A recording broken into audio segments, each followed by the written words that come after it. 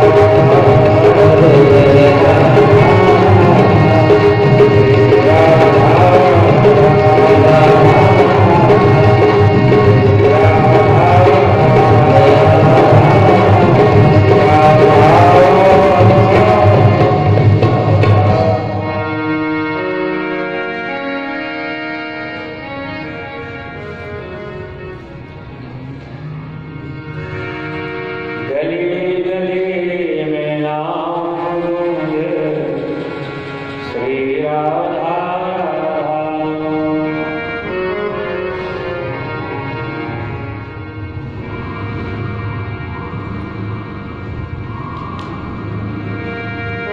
यहाँ तो सिर्फ एक ही धुन सुनाई देती है और वो श्री राधा राधा। हम आप बैठ कर भी उसको दूर से आए हैं और इसके बाद भी अगर राधा नाम को उच्चारण नहीं किया तो फिर तो हमारा आना और जीवन दोनों बेकार है। इसलिए मन में ही सही राधा नाम की धुनी उच्चरित होती रहनी चाहिए।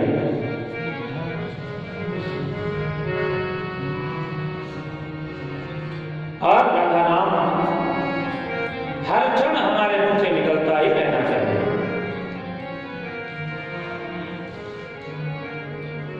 बोले कृष्ण कन्हैया लाल की।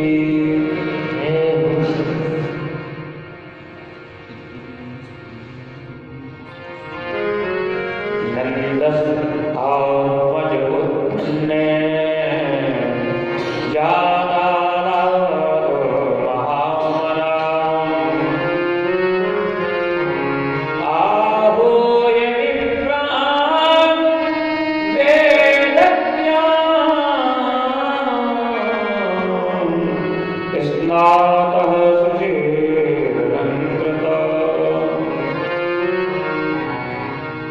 बाबा नंद आज महामना हुए।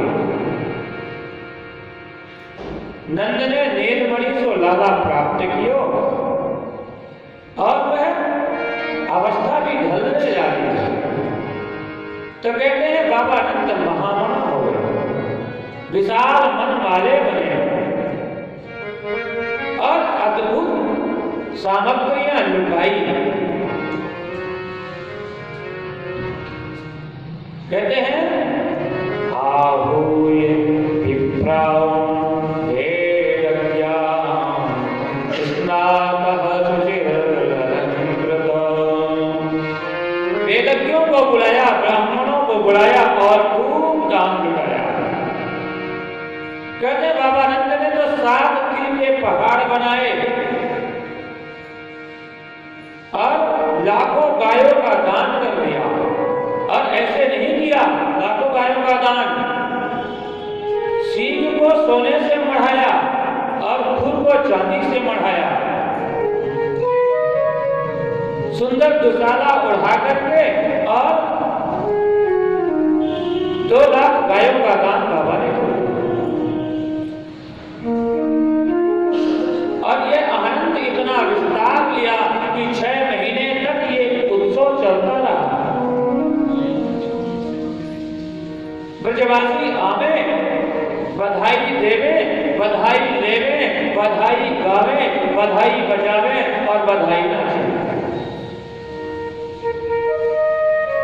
ऐसा अद्भुत शब्द है बधाई, जो दी गई, बधाई दी गई, बधाई ली गई, बधाई बजाई गई और बधाई गाई गई।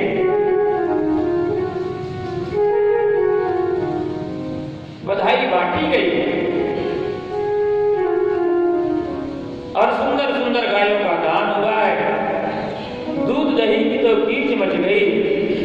कहते हैं बाबा नंद के उत्सव में जो बड़े बूढ़े ब्रजवासी थे, जो चल पाने में भी सक्षम नहीं थे, लठियां लेकर के चलते थे, वो भी बाबा नंद के महल में जब पहुंचते तो बूढ़ी बूढ़ी मैया ठुमका लगाए के नाचने लगती। और माखन के तो लोने के लोने बना करके ब्रजवासी इधर से उधर फेंके। आज बाबा नंद महामना हुए हैं। गोपियों ने अद्भुत श्रृंगार किया और सब गोपी ग्वाल चले आ रहे हैं। कहते हैं 80-80 साल के बूढ़ी माताएं भी दौड़ दौड़ कर आई जब सुना कि बाबा नंद के घर में लल्ला भय हुए। चला भी नहीं जाता था, वो भी दौड़ लगाने लगी भैया। और कहते हैं जब मन में प्रसन्नता होती है, आनंद होता है, तो ये करना नहीं पड़ता, ऑटोमेटिक हो जाता है।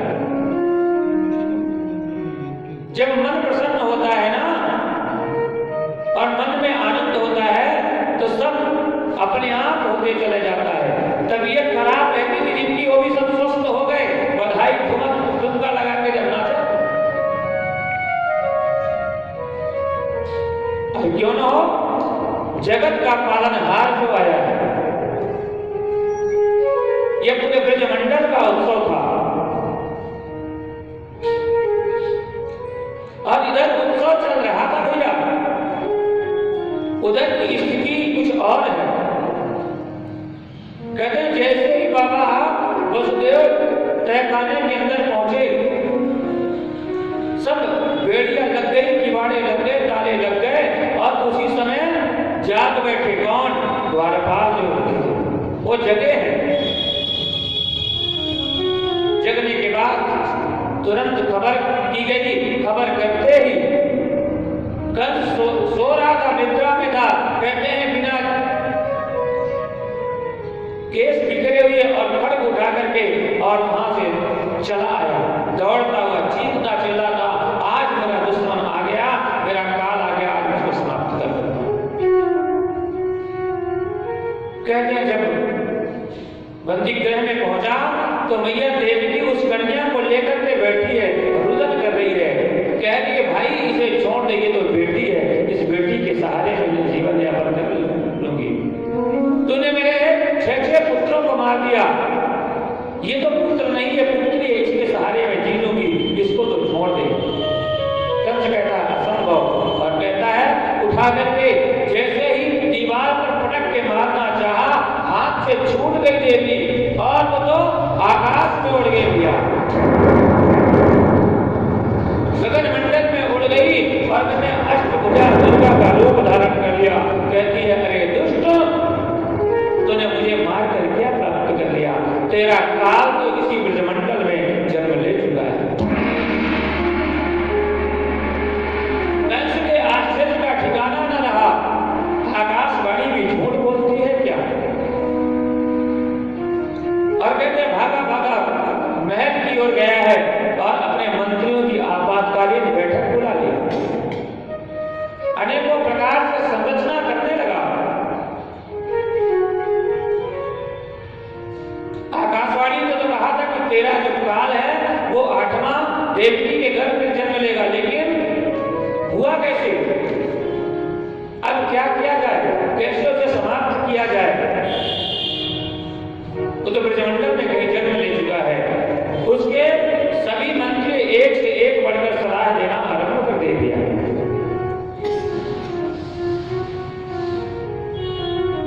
कोई कहता है कि जितने ब्रजमंडल में बच्चों ने जन्म लिया सबको आप राजा हो, आदेश कर दो, सबको मंगवा लो और साथ मार दो, खत्म कर।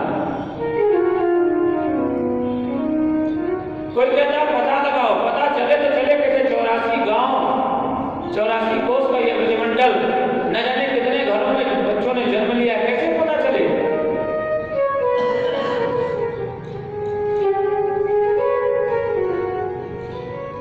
और इधर वो उत्सव ही चल रहा है।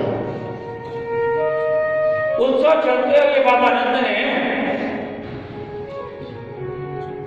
सबको कहा भैया आप खूब आनंद मनाओ, खूब उत्सव मनाओ, बहुत दिन रह गए उत्सव के। मैं महाराज कंस के राजकोष में कर पटाकर आऊं, नहीं तो दुष्ट राजा न जाने कब क्या आदेश करे। वो मथुरा आना चाह रहे हैं कर जमा करने के लिए। सभी ब्रजवासियों को सौंप दिया, आप लोग खूब उत्सव मनाओ, आनंद मनाओ, और मैं महाराज कंस के राजकोष में कर देकर आऊं। और कंस ने क्या किया? मंत्रियों की सलाह मान करके, और किसी मंत्री ने सलाह दिया कि महाराज आप चिंता क्यों करते हो, एक है जो खोज कर उसको मार देगी, धीरे धीरे से मार देगी, किसी को कानों कान पता नहीं चलेगा। और वो कौन है? आपकी बहन पूतना तो है। कंस ने पूतना को बुलाया,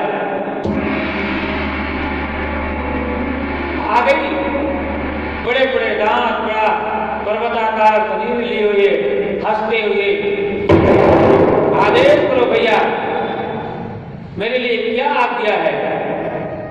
सो सारी समस्या उसने बता दी। पूतना कहती है भैया तू चिंता काहे क्यों करे, मेरे लिए भी छोटा सा काम है, मैं जाकर करके आ जाऊंगी। कंस कहता है तेरे ये पर्वताकार शरीर को लेकर अपने घर में कौन घुसने देगा? तू जाएगी कैसे? और जाएगी तो तेरे को डंडे मार के ब्रजवासी वहीं समाप्त कर देंगे।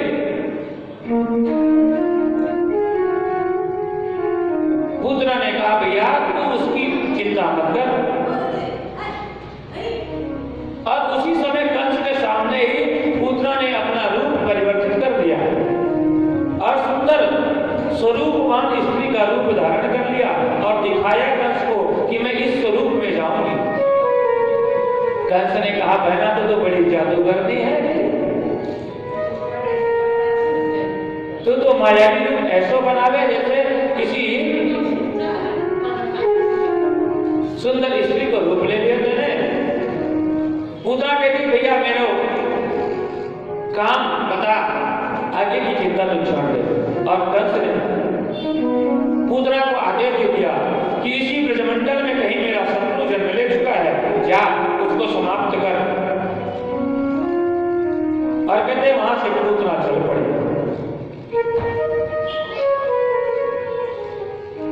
बाबानंद मथुरा आए हैं, कर जमा किया और कर जमा करके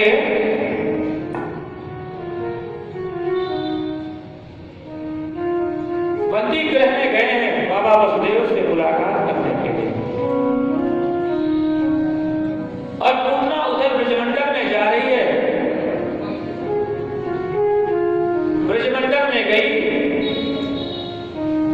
और ब्रजमंडल में सुंदर स्वरूपणी का रूप बनाया, घर घर में जा रही है। और उसी समय जन्मे बच्चों को, कुछ दिन के जो छोटे छोटे बच्चे हैं उन बच्चों को किसी बहाने से अपने गोद में लेती है, अपना स्तनपान कराती है और वो उसमें लगा हुआ विष है, उस विष को पिला करके और आगे बढ़ जाती है। अनहोनी होने लगी जी गोकुल में। किसी का 2-4 दिन का ही बालक है, किसी दिन का 2-4-10 दिन का है। जितने छोटे छोटे बच्चे हैं एक के बाद एक समाप्त होने लगे। ब्रजवासियों में खलल मच गई और सब भागे भागे बाबा नंद जी के पास दौड़ रहे हैं। नंद जी तो है नहीं, नंदरानी को जब समाचार मिलता है तो उत्सव में धीरे धीरे कमी आती है। और कहते हैं कई बच्चे पूतना ने ऐसे ही मार दिए। उसके बाद धीरे से गोपी का रूप बनाया और नंद महल में प्रवेश कर गई। नंद महल में ब्रजवासी गोपियों का आना जाना निरंतर लगातार चल रहा है। कोई किसी को पूछने वाला नहीं है कि तू कौन है, कहां से आई, कैसे आई। तो नंदरानी के पास जब पूतना पहुंची सुंदर स्वरूप में, तो नंदरानी ने कहा अरे सखी मैंने तुमको आज तक तो देखो नहीं। तो पूतना कहती मैं अभी अभी नई बहू आई हूं भैया, और घूंघट में रहूं तो मेरा मुख आज तक गांव में न देखो। पर आज के लाला के जन्म में काहे को घूंघट, आज मैंने घूंघट भी उठा दी और लाला को बधाई देने को आ गई। अच्छो कोई बात नहीं बहना, चिंता मत कर, तू खूब बधाई दे। मैं थोड़ा सा घर को काम जो है ना समेट लूं। और नंदरानी पूतना के गोद में बाल कृष्ण को दे करके और अपने गृह कार्य में ध्यान बढ़ाने लगी। और धीरे धीरे वहां की सभी माताएं इधर उधर हो गई, कुछ उठकर चली गई, कुछ इधर उधर के कामों में लग गई।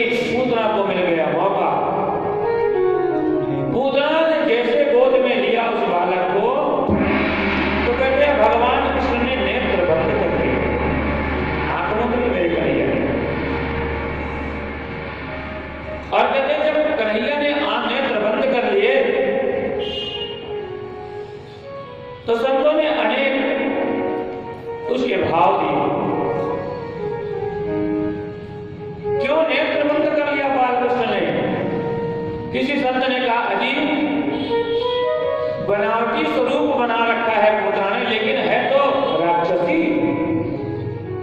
छोटा सा बालक कृष्ण जब राक्षसी को देखा वो तो परमपिता परमात्मा को पहचान गया, तो छोटे से बालक होने की लीला करने लगे कि राक्षसी को देख के कौन नहीं डरेगा, बड़े बड़े दांत हैं उसके, इसलिए नेत्र बंद कर लिया होगा।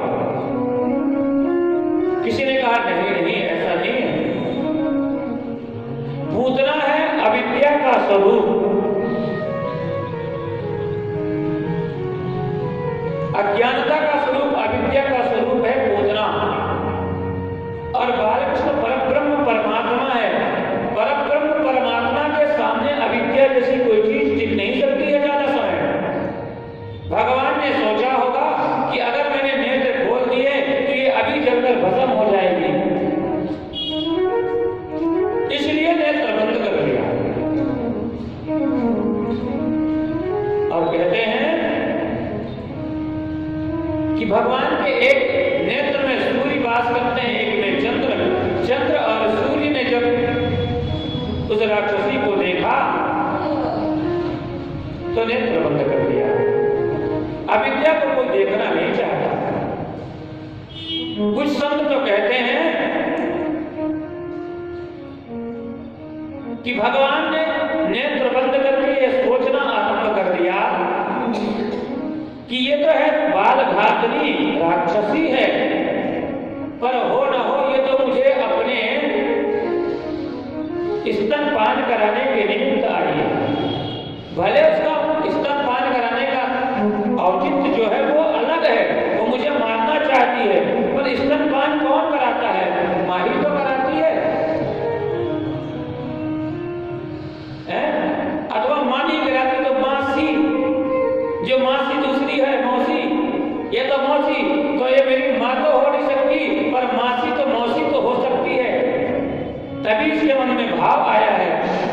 तो भगवान ये सोचने लगे कि आई तो माता काम करने ही है, भले जहर लगा कर आई है।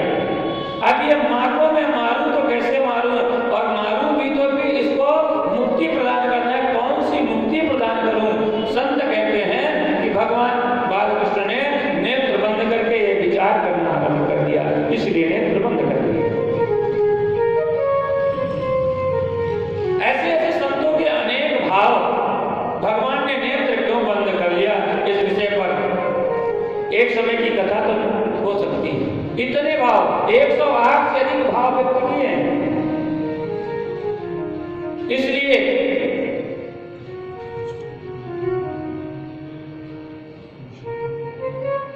भगवान सोचने लगे, और सोचते सोचते विचार कर लिया। पूतना को अवसर मिला, स्तनपान कराने लगी, तो भगवान आनंद पूर्वक होकर के स्तनपान करने लगे। पूतना को लगा थोड़ा सा मुख में लगाऊंगी, और जैसे इसके अंदर में विष उतरेगा तो छटपट प्राण त्याग देगा। पर मेरे प्रभु काहे को प्राण त्यागने वाले हैं? उसके स्तन को पान करने लगे, पीने लगे। जब थोड़ा समय व्यतीत हो गया,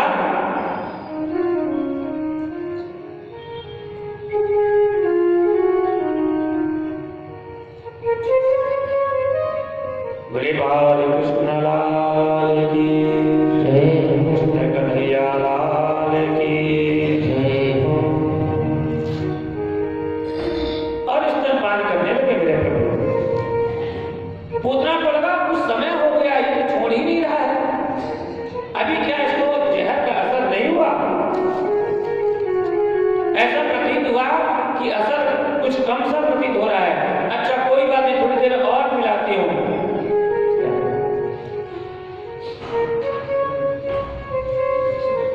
और बालक तो स्तनपान करने लगे आनंद पूर्वक, और पी पी करके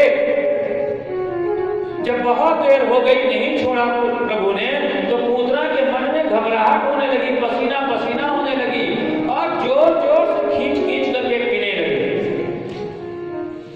कहते हैं जब माँ का शिशु कुछ बड़ा दिन का हो जाता है और वो अपनी आदत बस बार बार जब माँ के पास जाता है स्तनपान करने के लिए, और स्तन निकल नहीं रहा होता है, उस समय शिशु अपनी मुख के ताकत के अनुसार जोर जोर से कर्षण करता है, जोर जोर से खींचता है। आज उसी प्रकार बालकृष्ण पूतना के स्तन को जोर जोर से खींचने लगे और खींच खींच करके पीने लगे। ये बड़ी पूतना तरबतर पसीने पसीने हो गई। अब तो लगा आपको प्राण निकल जाएंगे, छोड़ छोड़ छोड़, ऐसा उसके मन में भाव, लेकिन छुड़ाए तो भी बालकृष्ण ने छोड़ा नहीं। और कहते हैं जब उससे रहा नहीं गया तो बालक को लेकर के निकली और अपना वास्तविक स्वरूप में आ गई, आकाश में उड़ गई भैया, पूतना राक्षसी स्वरूप में आ गई। लेकिन बालकृष्ण ने स्तनपान करना बंद ही नहीं किया, वो तो पीते रहे। अब चिल्लाने लगी, मुंच मुंच मुंच, मुझे छोड़ दे, मुझे छोड़ दे, मुझे छोड़ दे। भगवान कहते हैं मैं तो किसी को पकड़ता नहीं, और यदि मैंने एक बार किसी को पकड़ लिया तो आसानी से छोड़ता नहीं। आसमान में उड़ गई है और जोर जोर से चिल्लाने लगी। मेरे बालकृष्ण ने तो दूध के साथ साथ विष तो पियाई, विष के साथ साथ में पूतना के प्राण भी पी लिए, और पूतना आसमान से चीखते चिल्लाते धड़ाम से बोलिए भक्तवत्सल भगवान की, कृष्ण कन्हैया लाल की,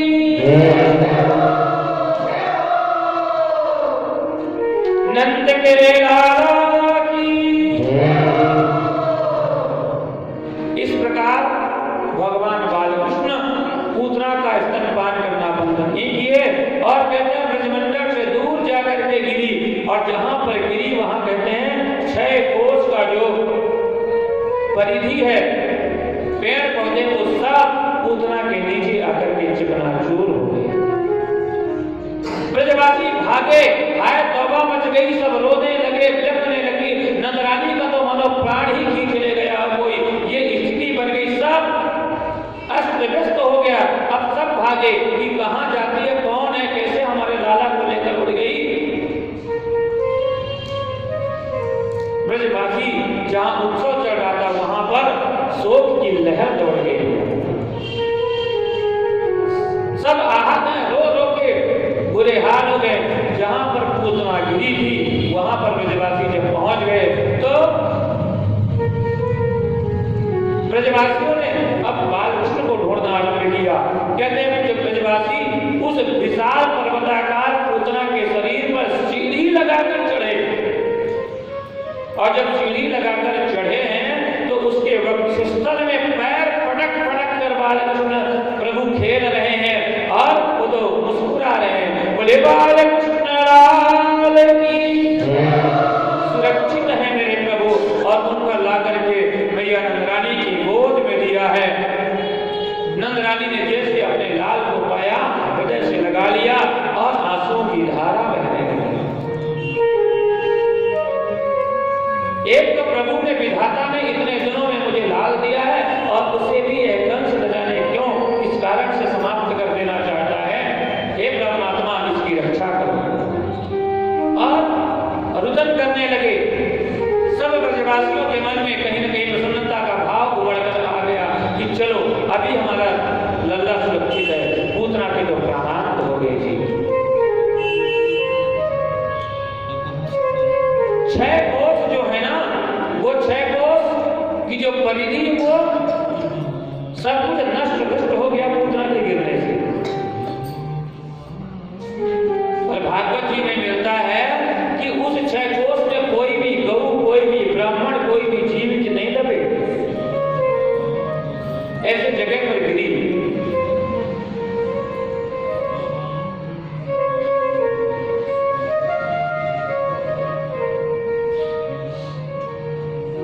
ब्रजवासियों ने लल्ला को सुरक्षित लिया, और पूतना के जो मृत शरीर है अब उसका क्या करें, यह मन में विचार आने लगा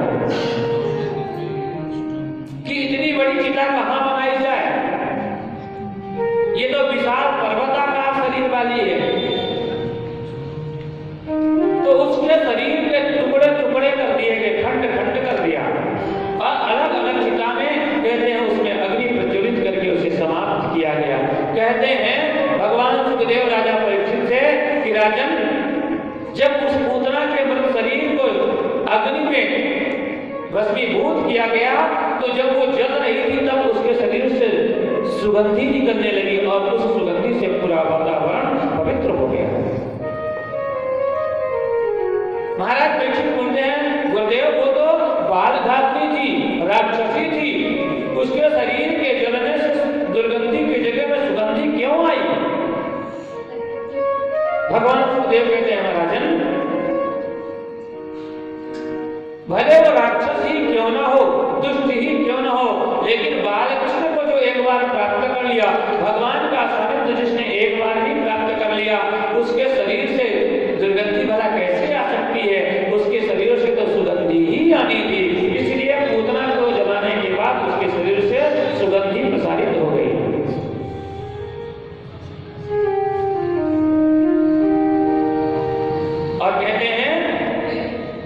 कि लेकर के बाल कृष्णलाल को नंद महल की ओर लाया गया। तो जो एक मातम का वातावरण बन रहा था वो खुशी में पुनः आ गया और भगवान को अनेकों प्रकार से गोमूत्र से स्नान कराया गया, दुग्ध से स्नान कराया गया और सुंदर गौ माता